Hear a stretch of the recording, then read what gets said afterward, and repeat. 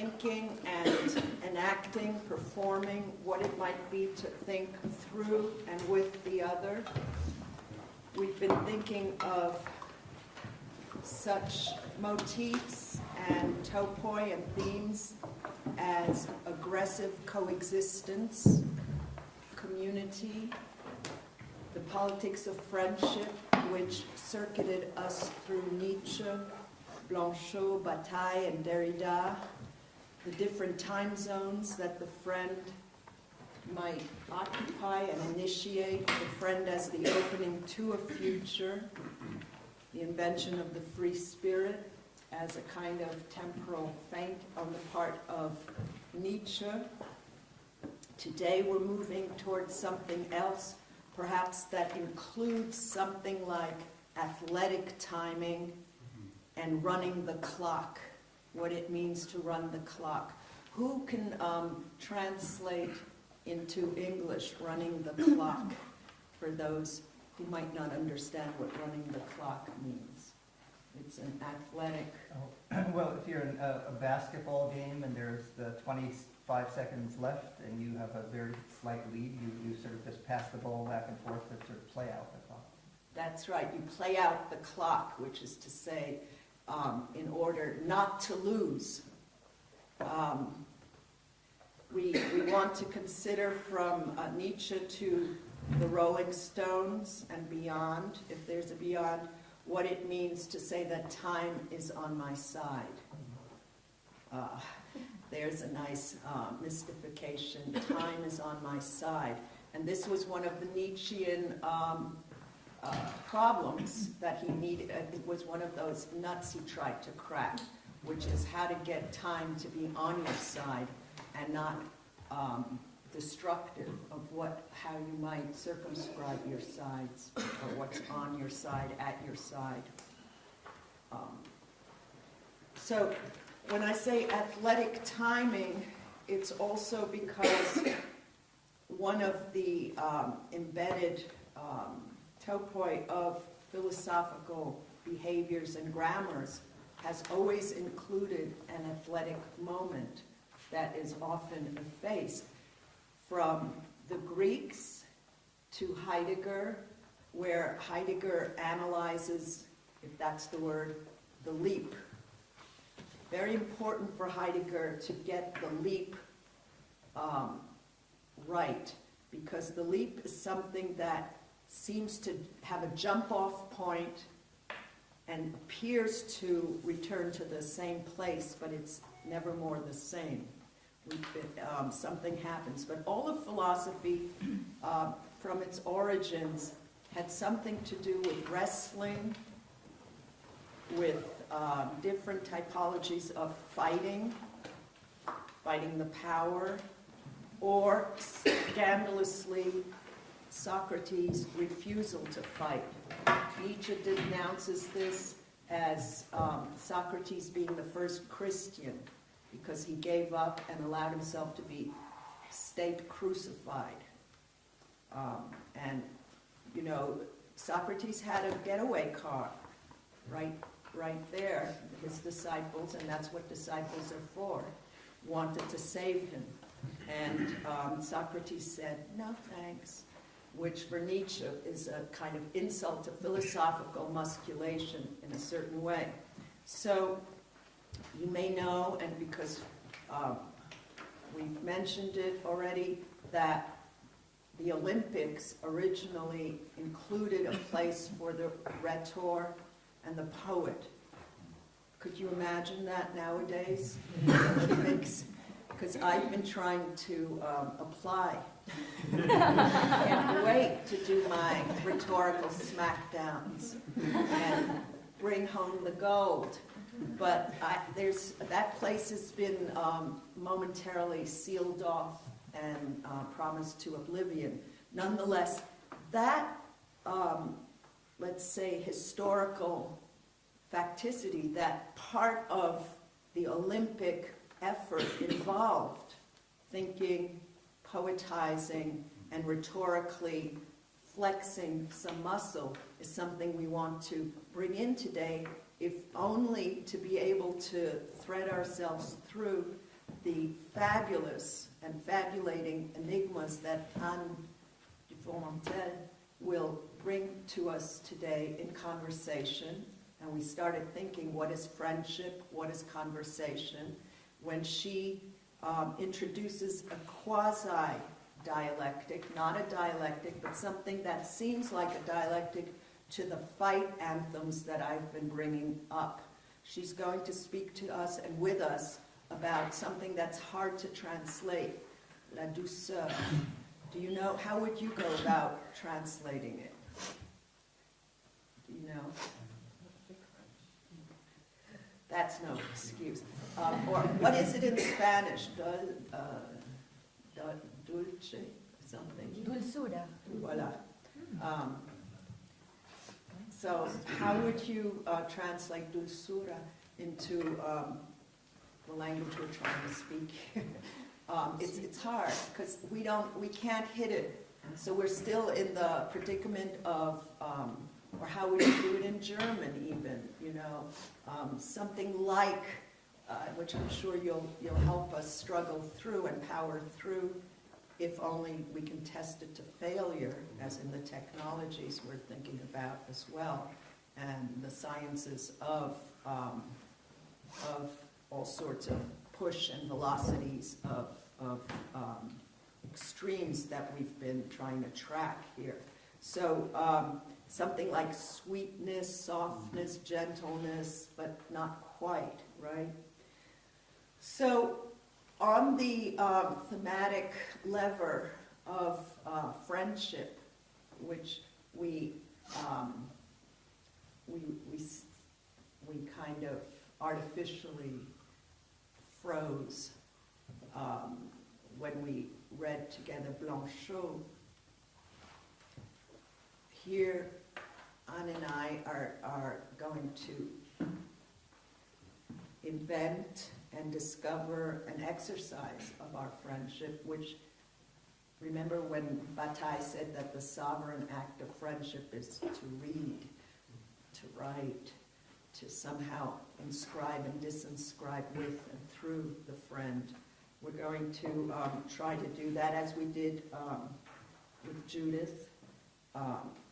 And for me, there's something very, very bless you, touching and vertiginous about co-piloting a class, which we always do because I'm very dependent on your responsiveness, when you also, which rarely happens, withhold response, you know, it makes me flutter like a bird, you know, like what's going on and so on.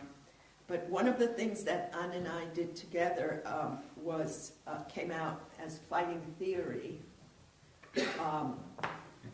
in which we probed together some things, and in which this is where I discovered through her prodding, and remember we've been talking ever since the encounter with Judith Butler about the Heideggerian Stoß, or Levinas and Derrida saying that the other wants to be. This is a scandalous utterance that we still have to scan.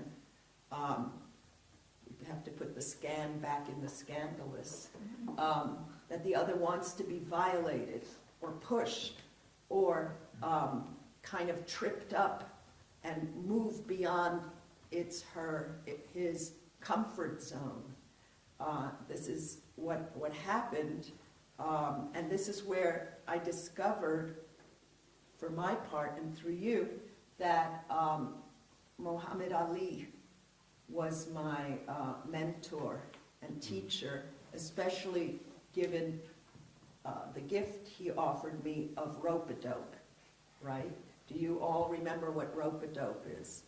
And this is how I fought the power of institutional distress and persecution and non-belonging. Do you know what rope-a-dope is? Do you remember? Tell us. Yeah. So, you know that Muhammad Ali, first of all, and this will come into the zone of your Douceur, he was a tremendous boxer, but he he was known as a pretty boy because he didn't want his face to be disfigured. He was a dancer, and that makes him very Nietzschean.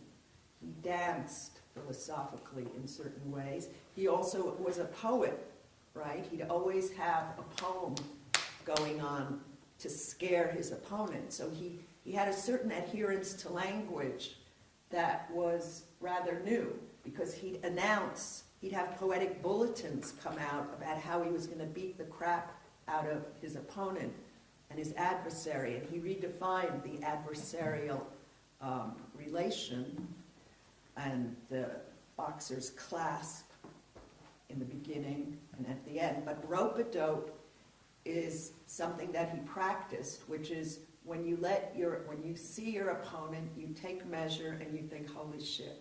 So you let them punch the crap out of you, not like this, not like a girl, but with that grace and elegance and power delivery of which great boxers are capable.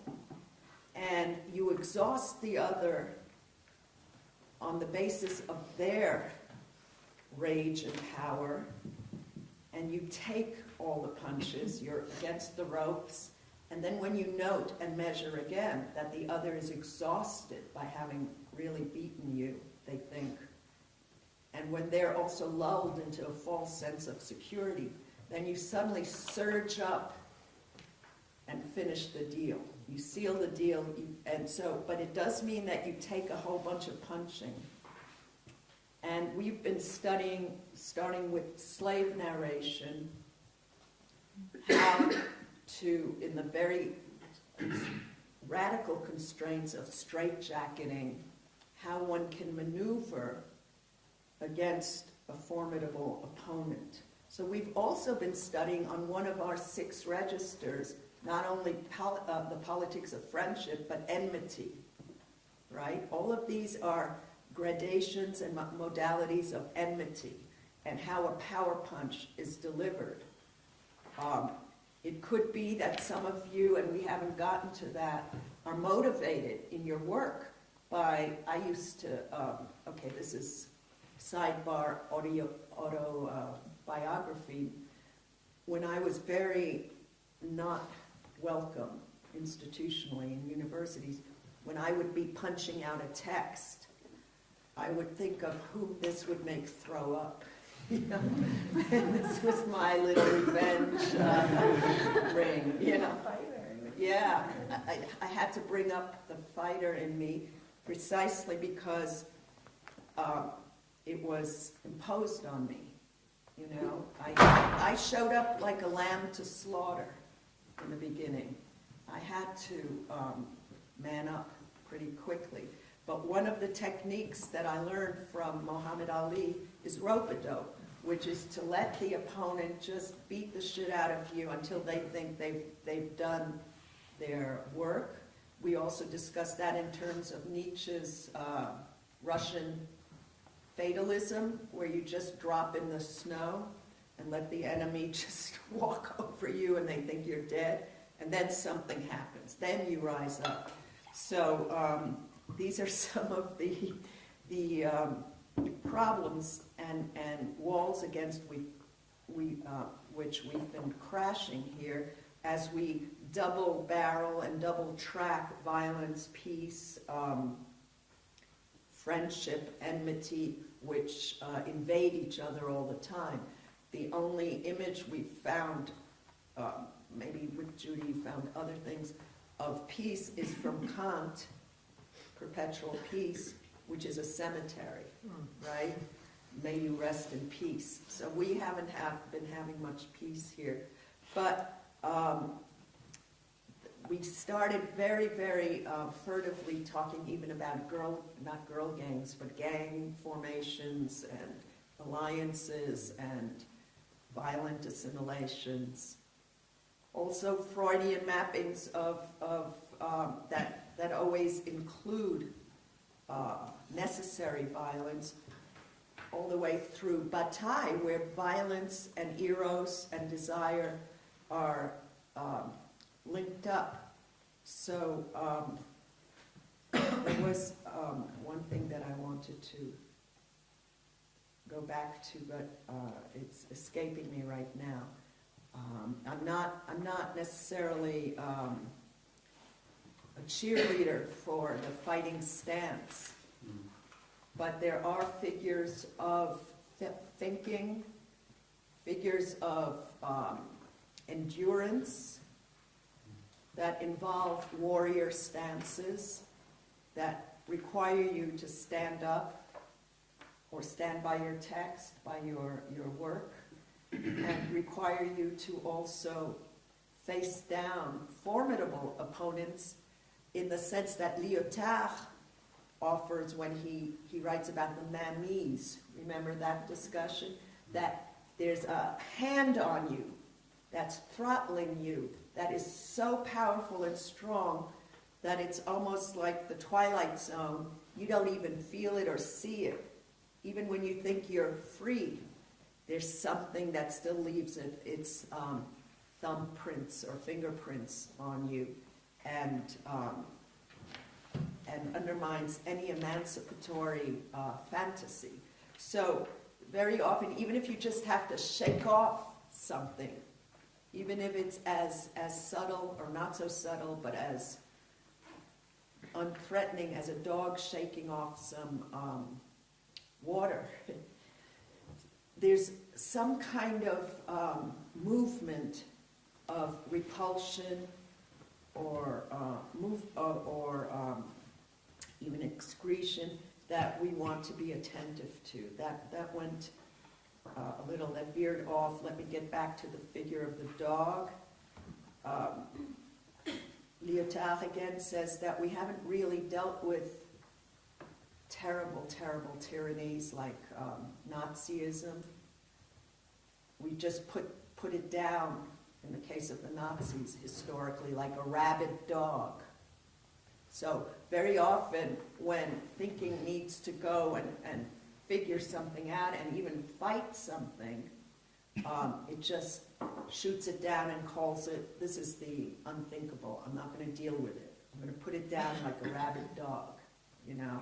So these are some of the contradictions. We are, let me just say something violent, because it's not, I can't speak in your names, but we are peace lovers.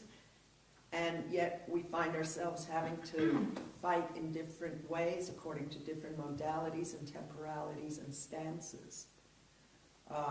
These are some of the aporias in which we find ourselves, despite even Occupy, which didn't posit a telos, though I think it did, just standing there, taking a stand, or making place for itself, taking place, had to show great, great warrior bravery. Even staying still in a place that is not yours, taking place, taking the place or your place when it's not assigned to you, is already a kind of major war front, even though you may be agitating for peace. So we're kind of bound up in all of these contradictory stances and tied up, and want to think about that among other things today. But we did begin in discussion with Judith with questions of authority and aggressive coexistence, thinking also about political panic, as has been outlined by Jean-Luc Nancy and Philippe Lacoue-Labarthe in their friendship. And we've been thinking very hard and seriously also about Kafka's letter to the father and the unavowable community in Blanchot and other feints of friendship where you don't know what's coming at you. It can be monstrous, it can be unreadable, untranslatable.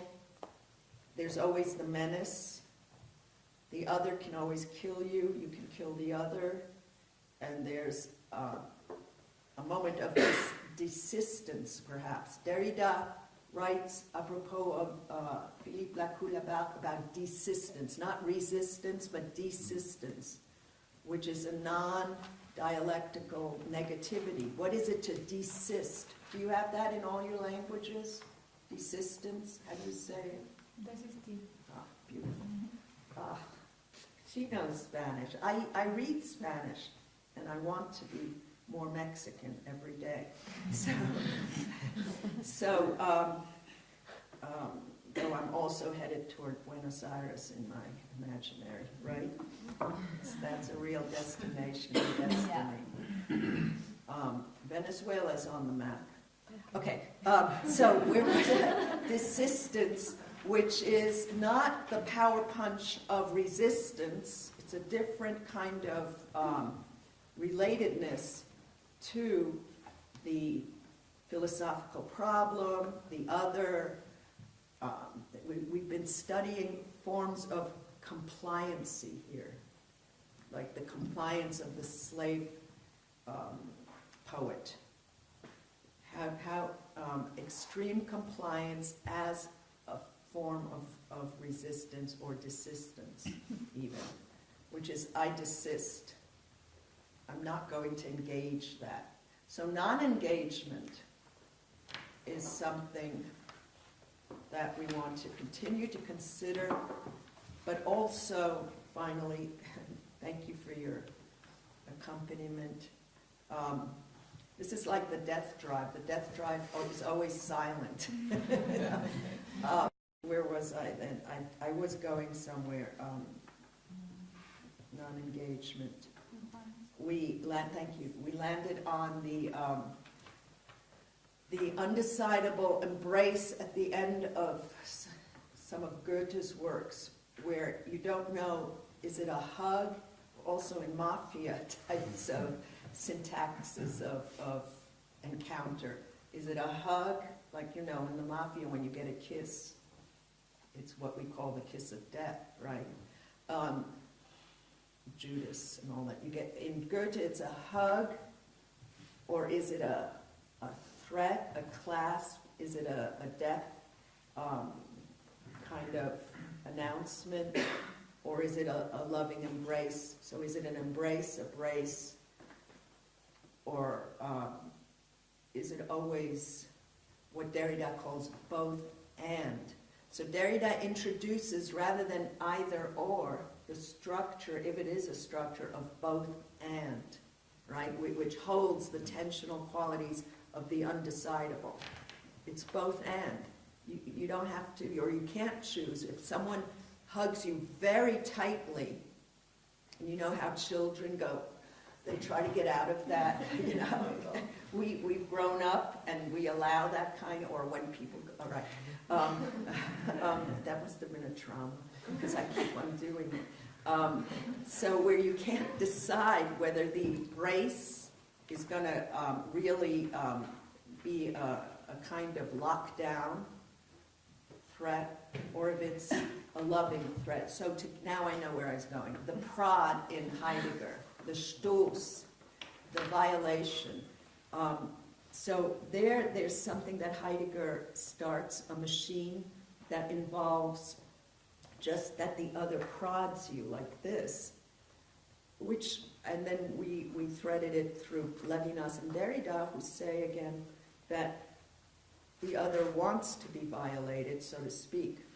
It's a very hard place to land, that you want to be shaken up or awakened, but it's also a traumatic tremor that we're talking about.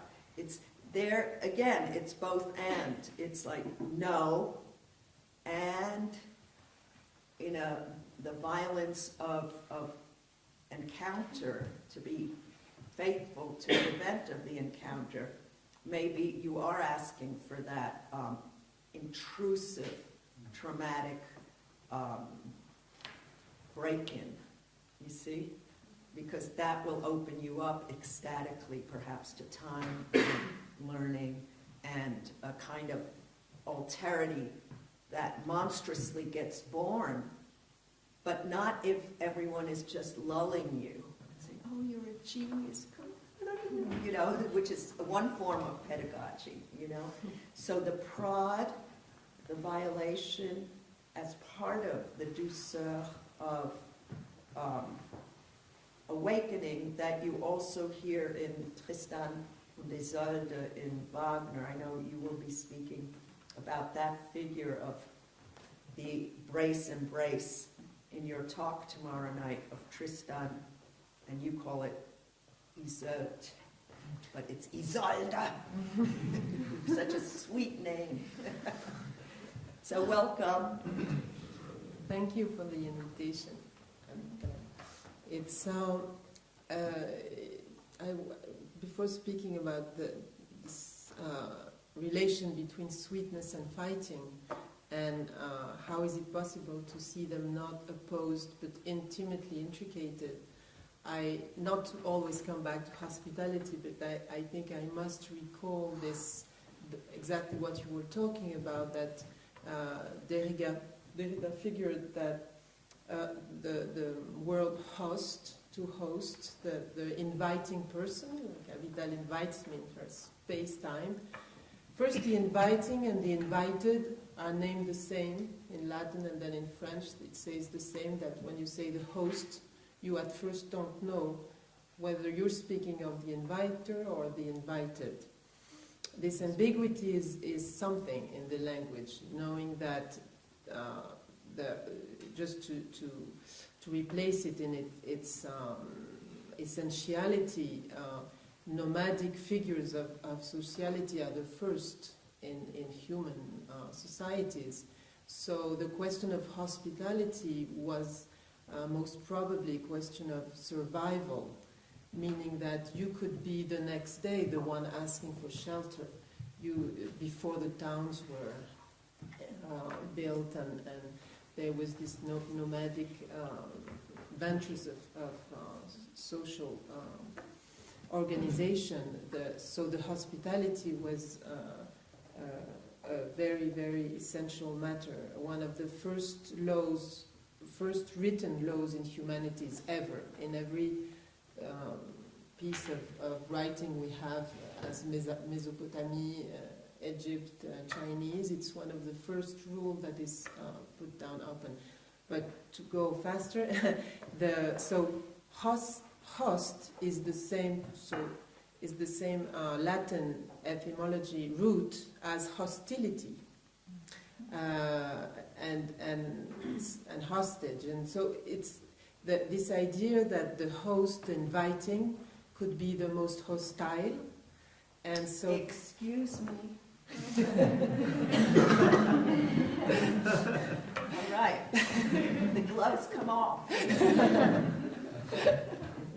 First tournament. So I was peaceful, you noticed. She started it. That's an infantile, by the way. She started it, he started it, she started it. Okay. So hostility is included in the host gesture of invitation. And when Derrida reminds us that when you invite someone, you know how he puts anything into the paradoxal issues at the foremost. So he says you have to take in account that maybe this person will kill you and the whole house. You have to invite this person at this cost, at this risk. Otherwise, it's not an invitation. If you don't risk your life for the gesture, then it's not unconditional hospitality. It's a rule that it's a bargain. It's an economy.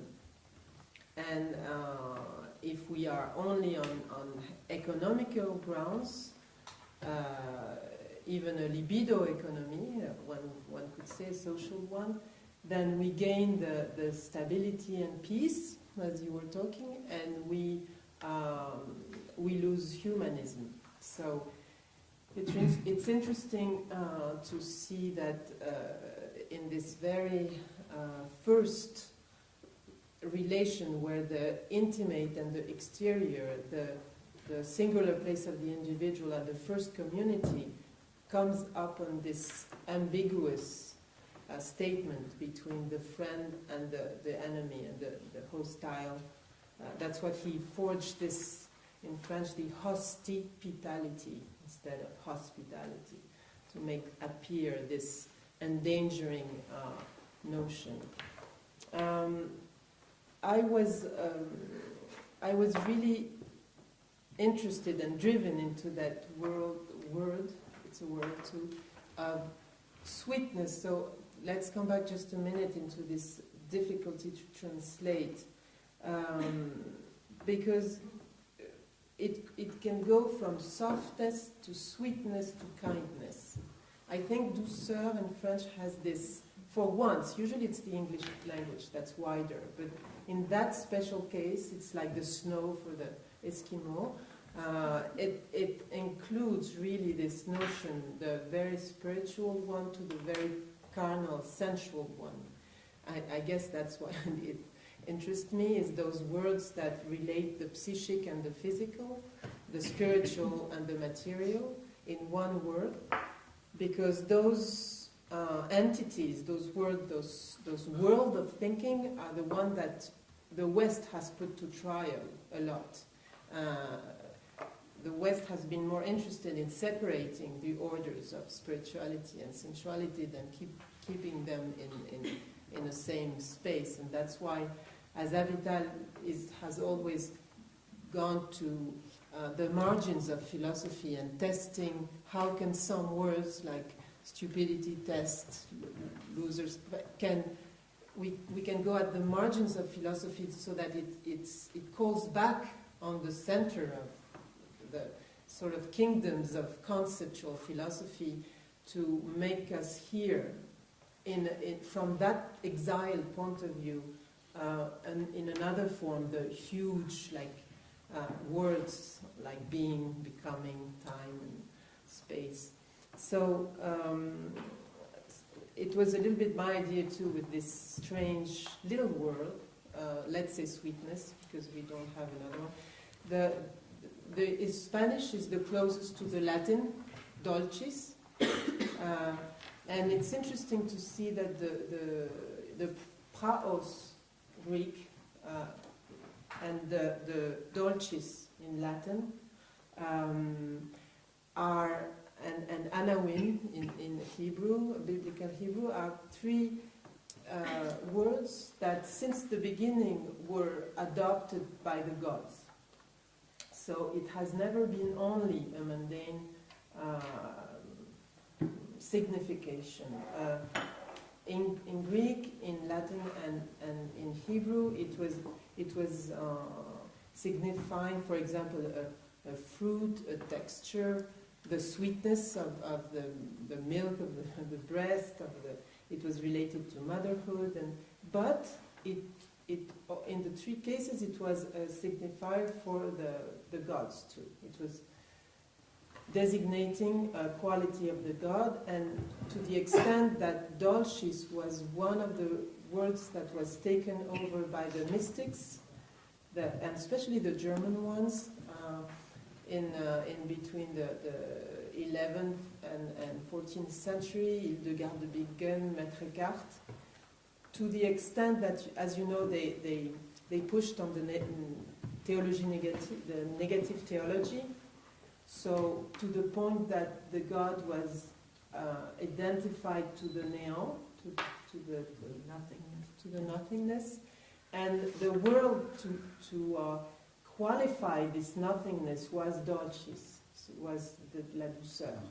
So you find you were really on the verge of disappearance of what could be named of the unnameable, because all the problematic of the, as you know, of the negative theology was that as soon as you name God, you put him back into being, and so you're restricting it, because no matter how many qualities you attribute him, you're already restricting it to your human world and qualification. So you had to make sign towards something that could exceed representation, nameability, and that was the metaphor that came, was this dulcis of nothingness, to the point that it was declared heretic to the church, because then it was pushing too far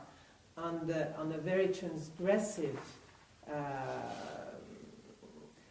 to the teachings of the church, because this negativization had no end. It could take any kind of sentence and teaching to put it on, to feel it was a void.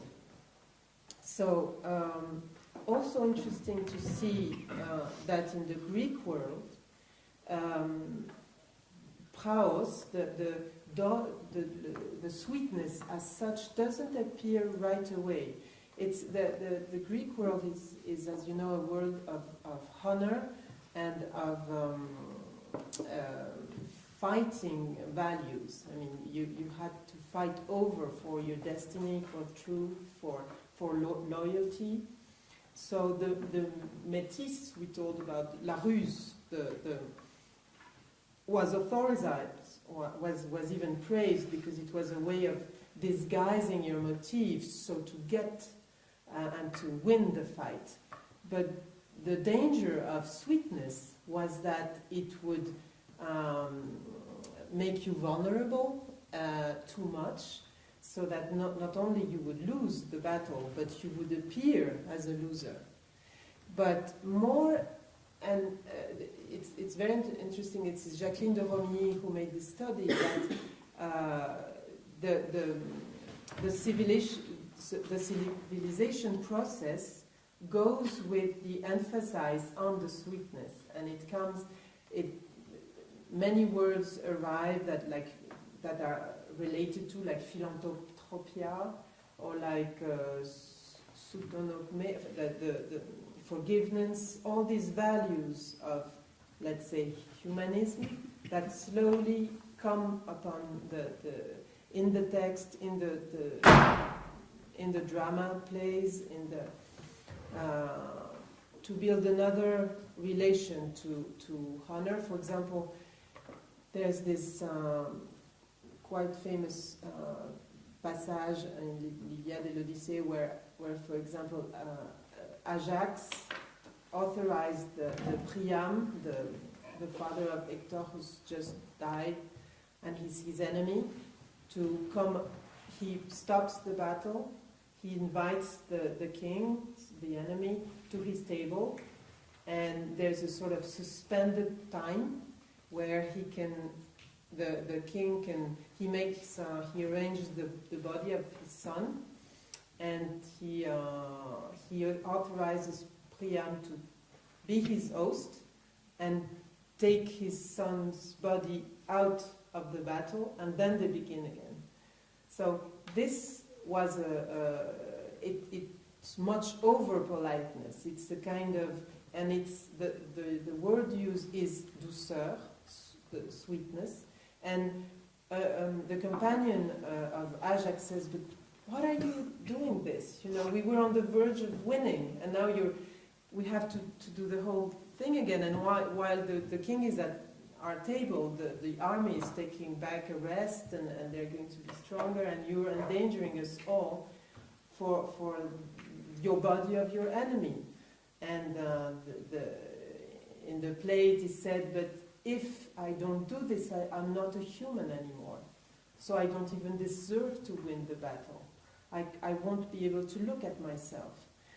So, but he doesn't even say myself. He always relates to an idea of humankind, which is quite a Greek way to do it. But he makes sign towards a value that will slowly takes a place, not antagonist to courage. Like it's on the same realm. It has to accompany the courage, and even it's a signature of it.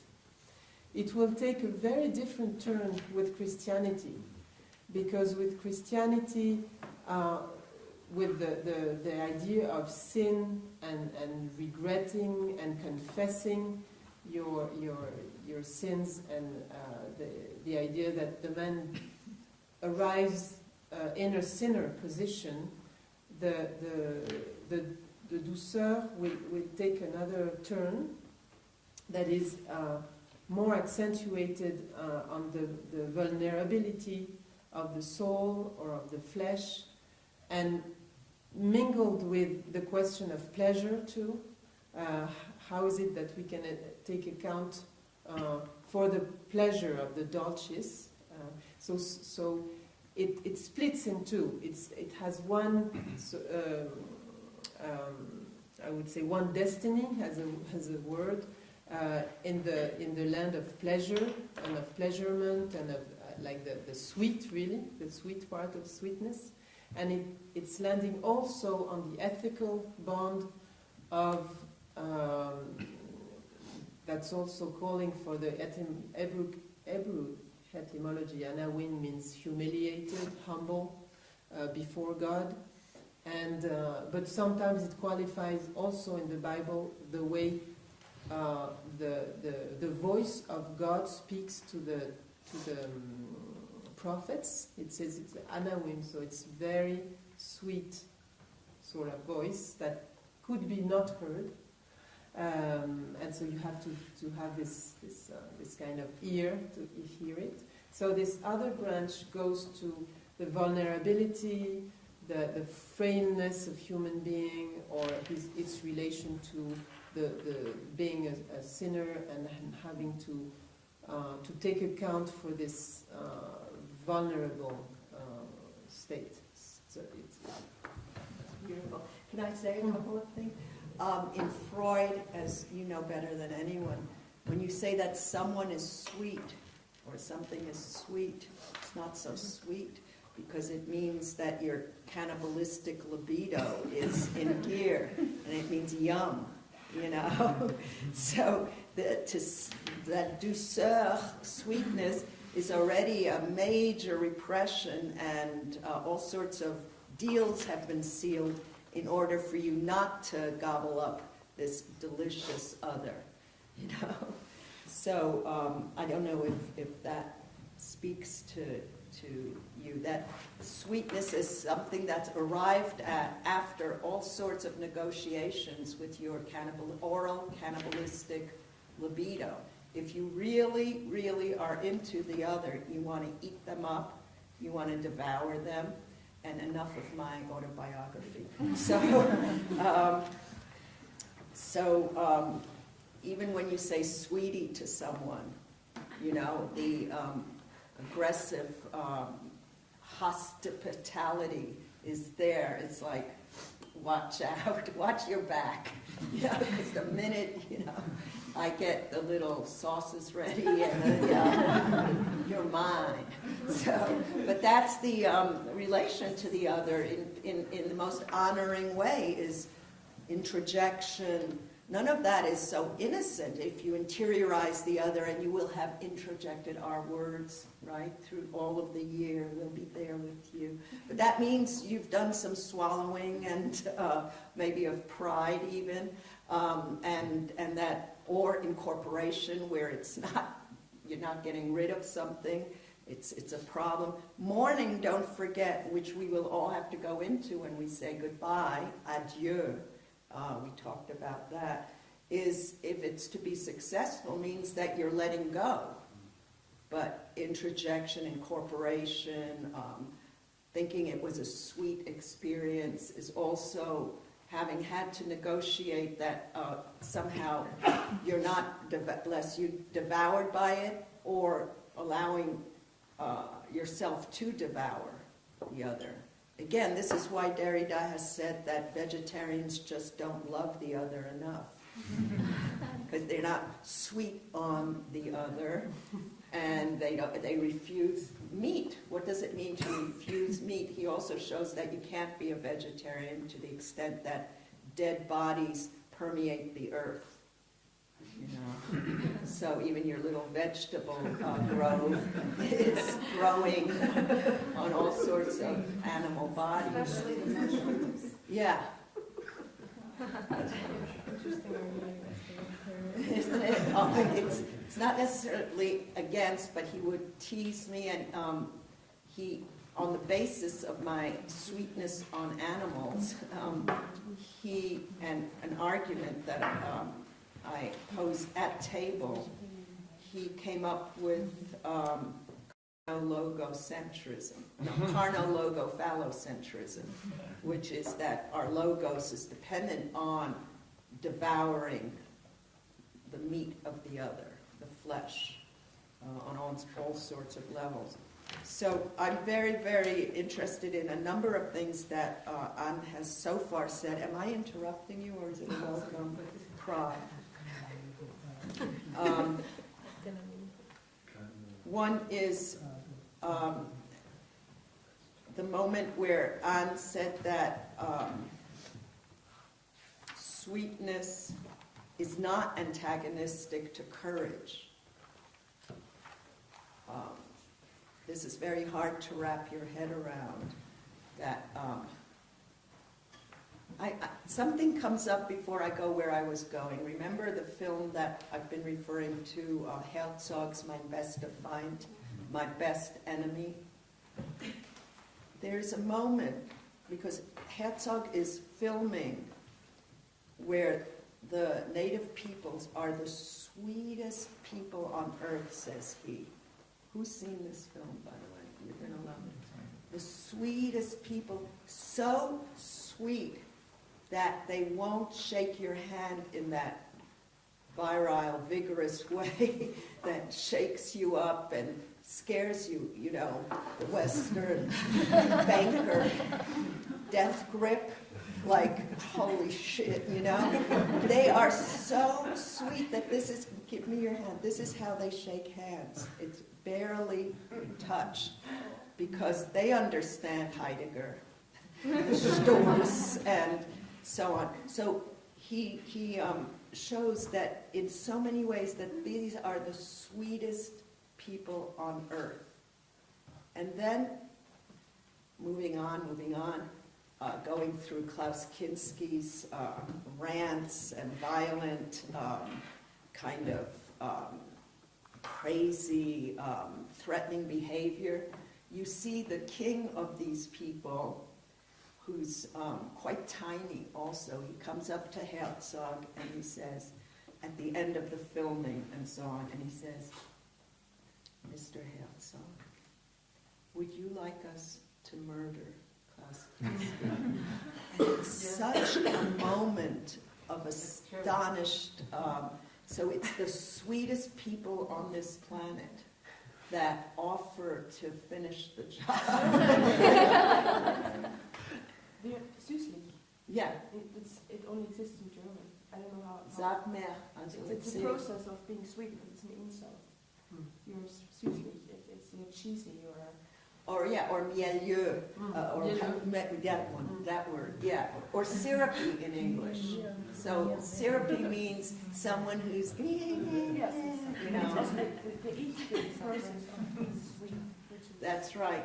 So, of course, sweetness goes into something like phoniness, which actually comes from the telephone, where you don't know where the other is located. You know, the hostility that culturally, thank you very much for opening that dossier, is addressed to those who are too sweet. First of all, as in the Herzog, Mein bester Feind, there's the incredulity. When sweetness arrives, it could be a traumatic event. We're not equipped for it necessarily, or to receive it, and you might even think, that, okay, here comes the village idiot. Or, you know, I remember, okay, sidebar, can I be personal? I was driving down, it wasn't the Pike, it was California, and on NPR they were interviewing a mother who had a mentally challenged child, and she said her problem bringing up, not bringing down as in Kafka, but bringing up a mentally challenged child, is that the child was sweet.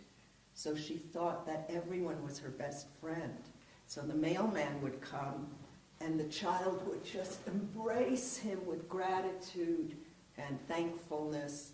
And it's this uncircumscribed sweetness that you can associate with those who are mentally disabled. They're not defended. They're so sweet, they're so vulnerable. And then the autobiographical moment in this is not that I was listening to the radio in a car, but that I'm like, uh-oh, because that impulse is a part of my own retardity, okay, which is that you haven't wiped out or grown out of a kind of, how children, they're not sweet all the time, but they might offer you first, when they're eating, they might offer it to you first. So there's something that you're trained out of, maybe, in a moment of defenselessness. It's part of our readings of defenselessness, this sweetness, which is not necessarily trusted, right? As Yulia was saying, if someone's that sweet, you're looking for what's going to come at you.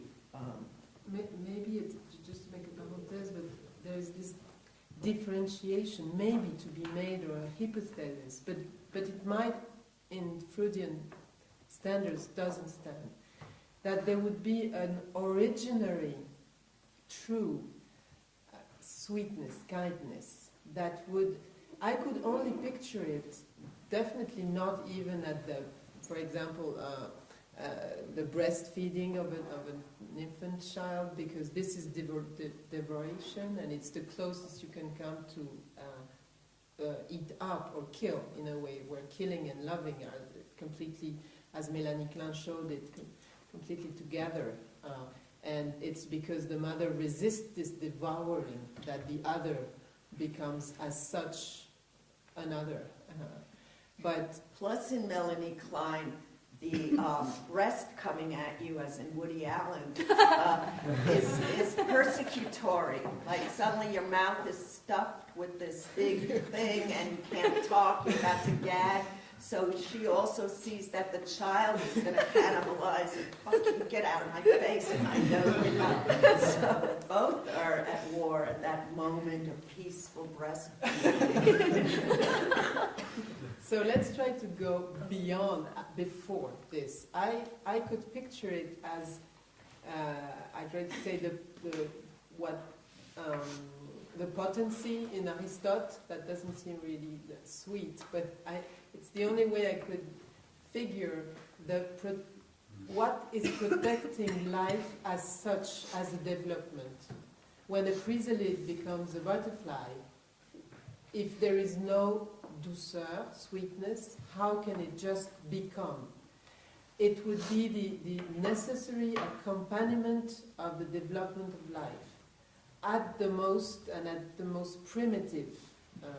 And I think, for example, that I don't know if a newborn can continue living, even if it has all his organs in place and is perfectly normal, if there is not a moment of sweetness. I did.